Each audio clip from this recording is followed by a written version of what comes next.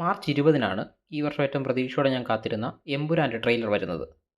ആ ട്രെയിലർ കണ്ട് March 27-ന് first day ആ സിനിമ കാണുന്നതിന് തൊട്ട് മുമ്പ് വരെ എൻ്റെ മനസ്സിൽ ഏറ്റവും കൂടുതൽ ഉണ്ടായിരുന്ന ഒരു ചിന്ത ഗുജറാത്ത് കലാപം എന്ന വിഷയം മുരളി ഗോപി എന്ന റൈറ്റർ എങ്ങനെ സ്ക്രീനിൽ അവതരിപ്പിക്കും എന്നുള്ളതായിരുന്നു. പക്ഷെ സിനിമ കണ്ടതിന് ശേഷം എൻ്റെ വലിയ വലിയ ആശങ്കകളൊന്നുമില്ല, അതൊന്നും പരിഗണിക്കാതെ വളരെ നീറ്റായി ക്ലീൻ ആയിട്ടാണ് ഗുജറാത്ത് കലാപം എന്ന വിഷയം സിനിമയിൽ അവതരിപ്പിക്കപ്പെട്ടത്. പക്ഷേ മുരളി ഗോപിയിൽ നിന്ന് ഞാൻ ഇത് പ്രതീക്ഷിച്ചില്ല എന്നുള്ളത് തന്നെയാണ് സത്യം. തുടർന്നുള്ള ദിവസങ്ങളിൽ സംഘപരിവാർ ശക്തികൾ സിനിമയ്ക്കെതിരെ അതിരൂക്ഷമായ വിമർശനങ്ങൾ ഉന്നയിച്ചു. മോഹൻലാലിനും സംവിധായകൻ പൃഥ്വിരാജിനുമെതിരെ അതിരൂക്ഷമായ സൈബർ ആക്രമണങ്ങൾ ഉണ്ടായി. എന്നാൽ മറുവശത്ത് CPM, CPI, കോൺഗ്രസ് പോലുള്ള പാർട്ടികൾ സിനിമയെ അനുകൂലിച്ച് രംഗത്തെത്തി. പൃഥ്വിരാജിനും മോഹൻലാലിനും ഒക്കെ പൂർണ്ണ പിന്തുണ നൽകുകയും ചെയ്തു. എന്നാൽ എല്ലാറ്റിനും ഒടുവിൽ പൊടുന്നനെ തന്നെ വെറും സൈബർ ആക്രമണങ്ങളുടെ പേരിൽ സിനിമയിലെ പല ഭാഗങ്ങളും ഡിലീറ്റ് ചെയ്യാൻ തീരുമാനിക്കുന്നു, ഡിലീറ്റ് ചെയ്യുന്നു, പല പേരുകളും മായ്ച്ചു കളയുന്നു അല്ലെങ്കിൽ മ്യൂട്ട് ചെയ്യപ്പെടുന്നു തുടങ്ങിയ സംഭവങ്ങൾ നടക്കുകയാണ്. ഇതിനിടയിൽ മോഹൻലാൽ ഖേദം പ്രകടിപ്പിച്ചു. പൃഥ്വിരാജ് ഖേദം പ്രകടിപ്പിച്ചില്ലെങ്കിൽ മോഹൻലാൽ ഖേദം പ്രകടിപ്പിച്ച പോസ്റ്റ് പൃഥ്വിരാജ് ഷെയർ ചെയ്യുകയും ചെയ്തു. പക്ഷെ ഈ സമയത്ത് മുരളി ഗോപി മൗനം പാലിച്ചു. അത് ശ്രദ്ധേയമായ ഒരു കാര്യമാണ്. അതാണ് ഈ വീഡിയോ ചെയ്യാനുണ്ടായ ഒരു കാരണവും. സോഷ്യൽ മീഡിയയിൽ സിനിമയെ അനുകൂലിച്ചുണ്ടായ ചർച്ചകളിൽ പൃഥ്വിരാജിനും മോഹൻലാലിനും മുകളിൽ അഭിനന്ദനം കിട്ടിയ ഒരാളാണ് മുരളി ഗോപി. മുരളി ഗോപിയുടെ ഈ സിനിമ എന്ന് മാത്രമല്ല, ഇതിനൊപ്പം തന്നെ മുരളി ഗോപി മുമ്പ് എഴുതിയ ടിയാൻ എന്ന സിനിമയും അതിഭീകരമായി ഗ്ലോറിഫൈ ചെയ്യപ്പെട്ടു. അതായത് ഈ ആൾ ദൈവങ്ങൾക്കെതിരെയും ഹിന്ദുത്വ അജണ്ടകൾക്കെതിരെയൊക്കെ പേന കൊണ്ട് പോരാടിയ വ്യക്തിയാണ് മുരളി ഗോപി നേരത്തെയും എന്നൊക്കെ പറഞ്ഞ തരത്തിലുള്ള ചർച്ചകൾ നടന്നു. ഇവിടെയാണ് മുരളി ഗോപി എന്ന വിഷയം കൂടുതൽ ശ്രദ്ധേയമാകുന്നത്. അതിന് പറഞ്ഞു തുടങ്ങേണ്ടത് ടിയാൻ എന്ന് തന്നെയാണ്. ഇന്ന് സോഷ്യൽ മീഡിയയിൽ ആഘോഷിക്കപ്പെടുന്ന ടിയാൻ എന്ന് പറയുന്ന സിനിമ ഒരു ഒരു തീവ്ര ഹിന്ദു വിരുദ്ധ സിനിമയായോ അല്ലെങ്കിൽ ഒരു ഇന്ത്യൻ മതേതരത്വത്തെ സൂചിപ്പിക്കുന്ന ഒരു സിനിമയായോ വ്യക്തിപരമായി എനിക്ക് തോന്നിയിട്ടില്ല. അതിനുള്ള കാരണങ്ങൾ പലതാണ്. അത് സിനിമ ഒരു തവണ കൂടെ കണ്ടാൽ നിങ്ങൾക്ക് മനസ്സിലാവും. ചില സംഭവങ്ങൾ ഞാൻ പറയാം. ബ്രാഹ്മണിസം എന്ന ആശയത്തെ വല്ലാണ്ട് പീഡിപ്പിക്കുകയും വലിയ മഹത്തരമായി അവതരിപ്പിക്കുകയും ചെയ്ത ഒരു സിനിമയാണ് ടിയാൻ. പട്ടാഭിരാമൻ എന്ന ഇന്ദ്രജിത്ത് അവതരിപ്പിച്ച കഥാപാത്രത്തിന് ആ സിനിമയിൽ ലഭിച്ച സ്ക്രീൻ സ്പേസ് വളരെ വലുതാണ്. ബ്രാഹ്മണനായതിന്റെ പേരിൽ വില്ലന്മാർ പോലും ഇന്ദ്രജിത്തിന്റെ കഥാപാത്രത്തെ തല്ലാതെ പോവുകയാണ്. ബ്രാഹ്മണൻ എന്ന പേര് പറഞ്ഞുകൊണ്ട് മാത്രം നാട്ടിലെല്ലാവരും അദ്ദേഹത്തെ ബ്രാഹ്മണനായി കണ്ട് വലിയ ബഹുമാനങ്ങൾ നൽകുന്നു. എന്തിന് താഴ്ന്ന ജാതിക്കാരനായ ഒരു കുട്ടി അദ്ദേഹത്തെ തൊഴുന്നവരെയുണ്ട്, തൊഴുത് കാണിക്കുന്ന സീൻ വരെ ആ സിനിമയിലുണ്ട്. എല്ലാറ്റിനും ഒടുവിൽ ഇന്ദ്രജിത്ത് ഒരു മരിച്ച കുട്ടിക്ക് ജീവൻ നൽകിയ ഒരു ദൈവിക സങ്കല്പമായാണ് ആ സിനിമയിൽ വരുത്തി വെച്ചിരിക്കുന്നത്. ഈ ബ്രാഹ്മണൻ എന്നൊരു ആശയം എന്ന് പറയുന്നത് ഒരു ചില്ലറ ചെറിയ സംഭവമല്ല.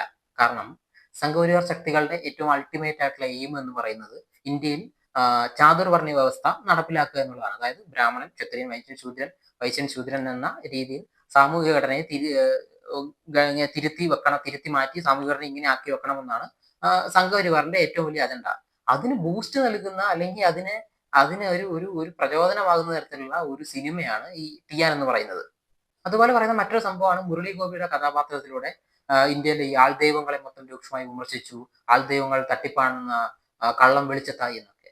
പക്ഷെ ഇതേ സിനിമയിൽ പത്മപ്രിയ ചെയ്ത ആൾദൈവത്തിന്റെ കഥാപാത്രം ഗ്ലോറിഫൈ ചെയ്യപ്പെടുന്നുണ്ട്. അതൊരു വലിയ സംഭവമായിട്ടാണ് പത്മപ്രിയയുടെ ആ ഒരു ആൾദൈവ കഥാപാത്രത്തെ അവതരിപ്പിക്കുന്നത്.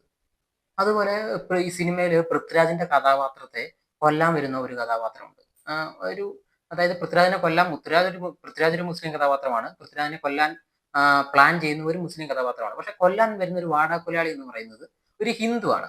അയാൾ വന്നിട്ട് ഈ മുസ്ലിമായ വില്ലനോട് പറയും, ഞാൻ പൃഥ്വിരാജിനെ കൊല്ലാം എന്ന് പറയും. അപ്പൊ ഈ മുസ്ലിമായ വില്ലൻ ഇദ്ദേഹത്തോട് ചോദിക്കും, നീ ഒരു ഹിന്ദു അല്ലേ, ഹിന്ദുക്കൾ ഇത്ര മോശം കാര്യങ്ങളൊക്കെ ചെയ്യുമോ എന്നൊരു ഡയലോഗ് ആ സിനിമയിലുണ്ട്. അതുകൊണ്ട് എന്താ ഉദ്ദേശിക്കുന്നത്? പിന്നെ സിനിമയിൽ മുസ്ലിം ആയിട്ടുള്ള ഒരു വില്ലനുണ്ട്, മുസ്ലിം കഥാപാത്രമാണ്, അയാളാണ് വില്ലൻ. അയാളുടെ കോസ്റ്റ്യൂം ശ്രദ്ധിച്ചാൽ പഴയ പാകിസ്ഥാൻ ക്രിക്കറ്റ് ടീമിന്റെ ജേഴ്സിയാണ് അയാൾ ധരിച്ചിരിക്കുന്നത് ഒരു സീനിൽ. അതിന്റെ പുറകിൽ അന്നത്തെ ഒരു ഫേമസ് പാകിസ്ഥാന്റെ ക്രിക്കറ്റ് കളിക്കാരനായ മിയാൻ ദാദിന്റെ പേരൊക്കെ അടങ്ങിയ പാകിസ്ഥാൻ ക്രിക്കറ്റ് ടീമിന്റെ ജേഴ്സിയാണ് അയാൾ ധരിച്ചിരിക്കുന്നത്. ഇങ്ങനെ കുറെ സംഭവങ്ങൾ ആ സിനിമയിലുണ്ട്. അത് കടത്താൻ ശ്രമിച്ചു എന്ന് തന്നെയാണ് അതിന്റെ അർത്ഥം. അങ്ങനെയുള്ള ഒരുപാട് സംഭവങ്ങൾ ആ സിനിമയിലുണ്ട്. പക്ഷെ കൂട്ടിന് പീരിയിടുന്ന പോലെ ചില മതമൈത്രിയ സാധനങ്ങൾ അവിടെയും ഇവിടെയും ഇട്ട് ആ സിനിമയെ പൊതിഞ്ഞു വെച്ചിരിക്കുകയാണെന്നുള്ളതാണ് അതിന്റെ സത്യം. ഇങ്ങനെയൊക്കെ എഴുതിയ മുരളി ഗോപി എമ്പുരാൻ എന്ന സിനിമയിൽ ഗുജറാത്ത് കലാപത്തെ ഇങ്ങനെ എന്തിന് അവതരിപ്പിച്ചു എന്നതിൽ എന്റെ അഭിപ്രായം പറയട്ടെ. ഗുജറാത്ത് കലാപത്തെ ഈ രീതിയിലല്ലാതെ കേരളത്തിൽ അവതരിപ്പിക്കാൻ പറ്റില്ല. കാരണം മഹാഭൂരിപക്ഷം വരുന്ന കേരളത്തിലെ ആളുകൾക്കും എന്താണ് ഗുജറാത്തിൽ നടന്നത് എന്ന് കൃത്യമായിട്ട് അറിയാം. സംഘപരിവാർ സംഘടന നടത്തിയ അതിക്രമങ്ങളെ കുറിച്ചുമൊക്കെ വ്യക്തമായ ധാരണ കേരളത്തിലുള്ള ആളുകൾക്കുണ്ട്. പക്ഷേ ഇവരുദ്ദേശിച്ചിരിക്കുന്നത്, അല്ലെങ്കിൽ എൻ്റെ ഒരു അഭിപ്രായത്തിൽ മുരളി ഗോപി ഉദ്ദേശിച്ചിരിക്കുന്നത്, ഈ വിഷയം വീണ്ടും ഇവിടെ ചർച്ചയാകണം എന്നുള്ളതാണ്. അത് ചർച്ചയായി, അതിഭീകരമായി തന്നെ ചർച്ചയായി. പക്ഷേ എല്ലാത്തിനും ഒടുവിൽ എന്താണ് സംഭവിച്ചത്? ആ വിവാദമായ സീനുകളെല്ലാം ഡിലീറ്റ് ചെയ്യപ്പെട്ടു. അതെന്ത് സ്റ്റേറ്റ്മെന്റ് ആണ് നൽകുന്നത്? രാജ്യത്തെ രണ്ട് പ്രധാന വിഭാഗങ്ങളെ ഏറെ ബാധിക്കുന്ന ഒരു വിഷയം വീണ്ടും ചർച്ചയാകണം എന്നുള്ളത് തന്നെയാണ് ഇതിന്റെ പിന്നിലെ അജണ്ട. പെട്ടെന്ന് തന്നെ ഈ വിവാദമായ സീനുകൾ ഡിലീറ്റ് ചെയ്യപ്പെടുമ്പോൾ ഒരു വിഭാഗം ഇത് ആഘോഷമാക്കുകയാണ്.